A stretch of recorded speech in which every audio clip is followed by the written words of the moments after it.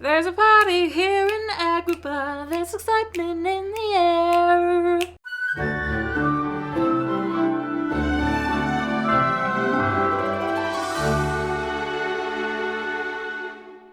Welcome back to Every Disney Movie Ever. My name is Jess and I'm watching Every Disney Movie Ever. Today I'm going to talk about Aladdin and the King of Thieves. Aladdin and the King of Thieves is a 1996 direct-to-video release. I have covered so many people that have worked on this movie in previous videos. They'll be listed and linked in the description down below.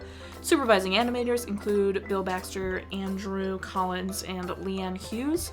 Bill Baxter is best known for The Great Gatsby, Deathly Hallows Part 2, Dive Ollie Dive, and Happy Feet 2. Andrew Collins is best known for A Goofy Movie, Lady and Tramp 2, Scamp's Adventure, Archibald's Next Big Thing, and Darkwing Duck. Lianne Hughes is best known for A Goofy Movie, She-Ra and the Princess of Power, Where's Waldo, and Darkwing Duck. The film is written by Mark McCorkle and Robert Schooley, who are a writing team, so they're both best known for The Penguins of Madagascar, Kim Possible, Big Hero 6 the series, and Sky High. The film is based off an original story called Alibaba and the 40 Thieves in 1001 Nights, which we have discussed previously.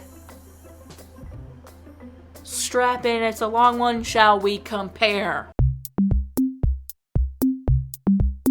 Alibaba and his brother Kasim lose their father. Kasim marries a wealthy woman and builds their father's business. Alibaba marries a poor woman and becomes a woodcutter. Alibaba overhears a group of 40 thieves discussing their cave of treasure. He enters their cave by saying "Open sesame" and takes a single bag of gold coins. Open sesame! God, wouldn't that be nice? Alibaba borrows his brother's and his wife's scales to measure the gold. Kasim's wife is curious, so she covers the scales in wax to find out what he's measuring. She tells Kasim, who pressures Alibaba into revealing the cave. Kasim goes for the cave with a donkey to try and take as much treasure as possible. He's super greedy.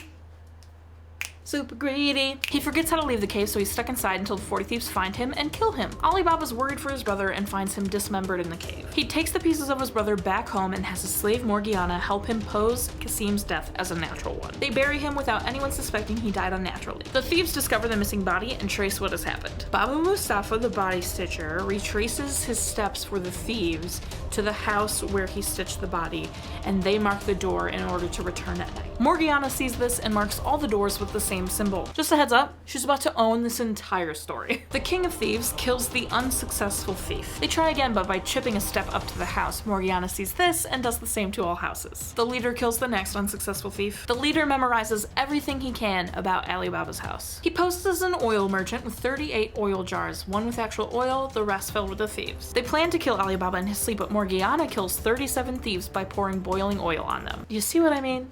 She's just on top of it. The leader escapes when he sees his men dead. Morgiana explains to Alibaba and they bury the bodies. Alibaba sets Morgiana free. The leader of the thieves then befriends Alibaba's son and gets invited to dinner where he plans to kill Alibaba. Haha, I know what you're thinking.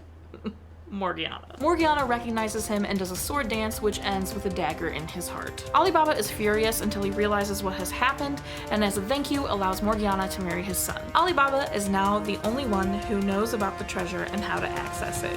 The end.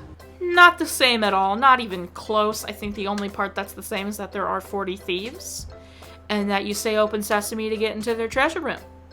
That's it. This film stars everyone that has been in the past two Aladdin movies, and then John Rhys Davies and Jerry Orbach as Kasim and Saluk, respectively, and I have covered everybody in previous videos. They were listed and linked in the description. After the success of Return of Jafar and the TV series, this was put into production. I've talked about this before, that Jeffrey Katzenberg left and Joe Roth came in and put out a public apology to Robin Williams, so then Robin Williams came back. But what I didn't know is that Dan Castellaneta,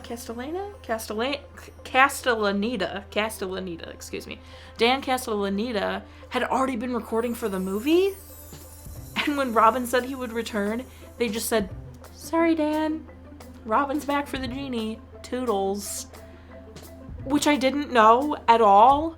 And like, the film was completely reformatted because Robin was coming back, so the genie could have humor that matched Robin more and the freedom for Robin. And I'm happy Robin's back. I will discuss it later. But I feel so bad for Dan Castellaneta. Like, he's fine. He's the voice of Homer Simpson. But still, like, oh, it's such a burn. Like, yeah, we'll have you for the third movie. It'll be great. And then, just kidding, You've recorded all this dialogue. It'd be one thing if he hadn't even started recording or agreed to do the third movie yet, but the fact that he had already been recording, it's so mean.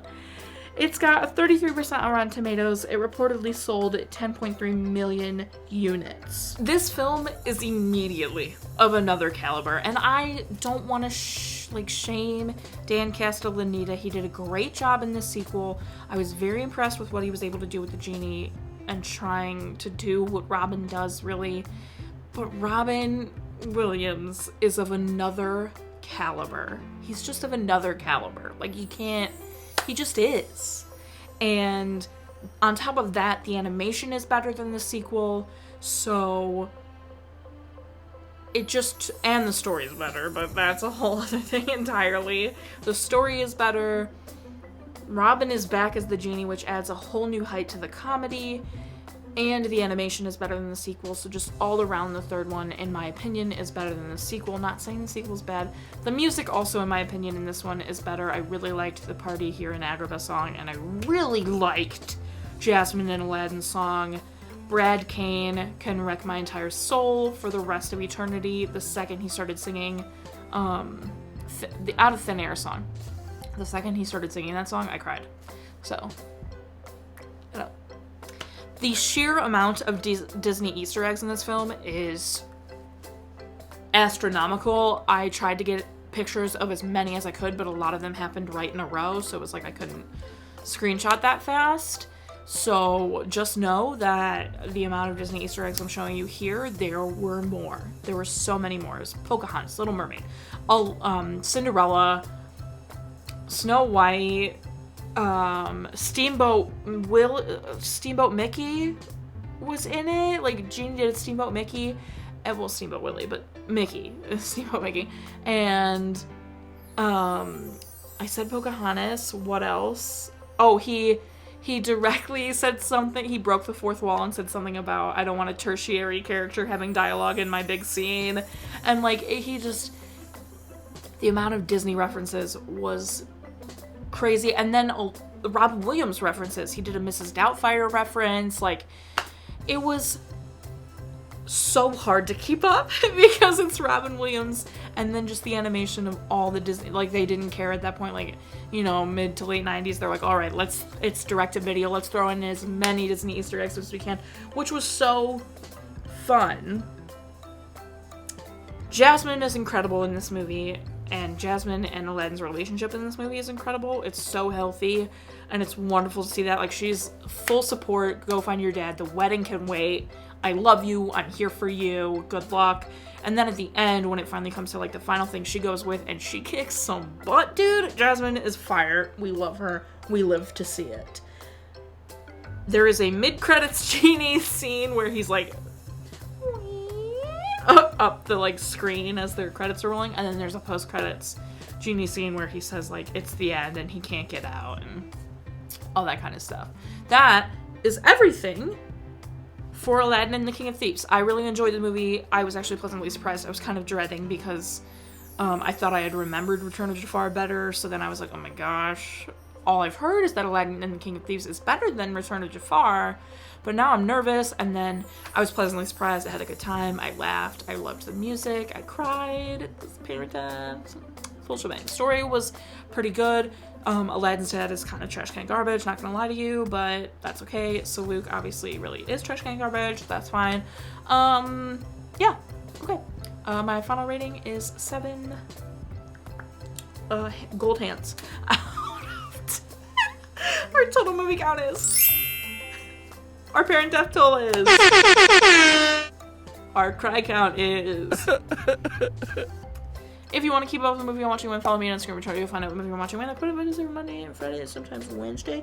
This Wednesday, I am putting out a video where I talk about my favorite theme parks and attractions in those theme parks, so stay tuned for those. For that, it's one video. And then Friday, you are not getting a regular Disney video because the following day, Saturday, starts the week of guests. Friday will be a live stream watch along because you guys really seem to like that, and why not? Celebration month, let's live stream watch along. Join Patreon because there's so much bonus stuff going on over there. Please, oh my god, just go join Patreon because there's a lot of content over there that needs to be watched. Okay. Until next time, comment, subscribe, and on if you are. So you do it, and don't be so Luke about it. He was not good. He was bad news. Oh my god, it's celebration month. The week of guest starts on Saturday. I'm so excited!